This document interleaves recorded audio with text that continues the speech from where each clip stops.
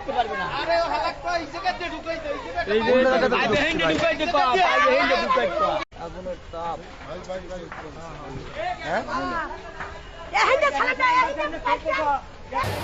যদি অবহেলে যাই ওই সমাজের উপরে ছাড়া নিলে আরো ভালো হয়।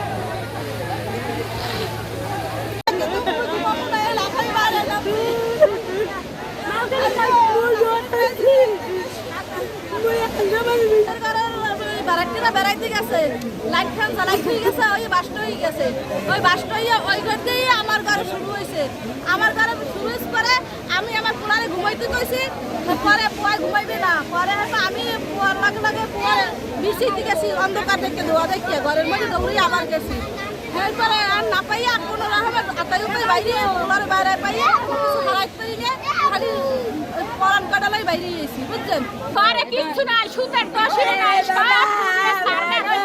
কিচ্ছু নাই টাকা জমি সোনা দানা টাকা পয়সা সে টাকা জমি দলিল নাই কিচ্ছু নাই হুতার দশে খাই পেটনের কাপড়টা আছে খালি আর কিচ্ছু নাই রে ভাই রে বাবা কোনো কিছু নাই কিচ্ছু নাই সোনা দানা সব আছে কিচ্ছু নাই সোনা দানা সব আছে টাকা পয়সা।